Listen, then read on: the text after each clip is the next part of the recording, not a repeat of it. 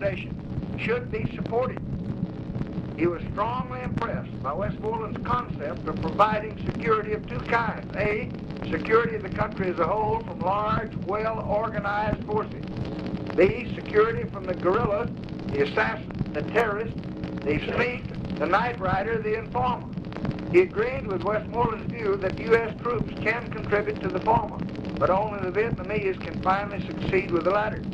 I went into detail in the possible use of force of B-52s against the target area wherein Viet Cong forces are located and where they are based and housed in South Vietnam. In response to his question, I told him there were no friendly people within 7 kilometers of this target.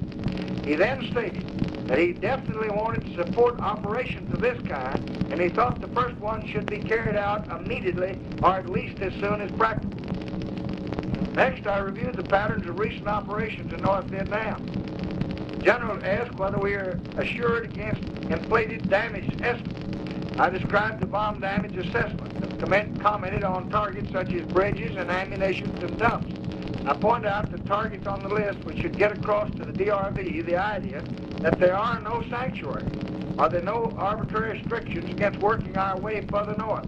He had no specific comment on the bombing program. Well, you know, we got up there pretty close last night before the MiGs came out and intercepted us, and we knocked 2 of them out. I read off briefly the 13 various steps that the United States government had taken to try to reach reasonable, peaceful solutions in Southeast Asia. He indicated he was aware of the strong case that our State Department had made in this regard, and he thought the paper should be published immediately. Recent history of the United States negotiating efforts in Southeast Asia, dated June 10th, should be published, he thought, as a white paper. I reviewed the state of affairs in the Dominican Republic, mentioning the Ambassador Bunker and his colleagues on the OAS, and the idea would have to be a broadly based government. I covered the outbreak of conflict between the rebels and our airborne forces yesterday and how they had fired first and we responded 23 minutes later. He was gratified at the firm action that was being taken by the Brazilian General, General Alvin. General Eisenhower inquired the possibility of removing more of our forces and asked when it would be done. I told him the President had moved it from 21,000 down to 14, and the planning is already done, and the hope would remove 2 more battalions soon as Alvin would release them. I mentioned the possibility that the Brazilian might furnish another battalion. He indicated he thought this would be an excellent opportunity.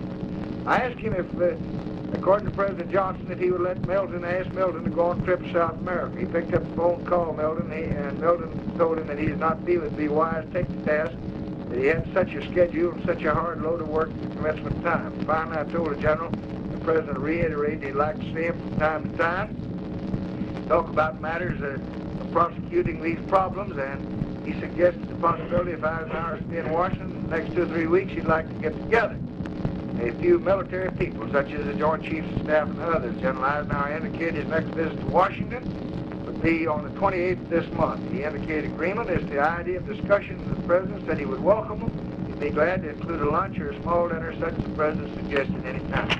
There it is. Mr. President, yeah. First, let me say I agree exactly with what you did with the 52.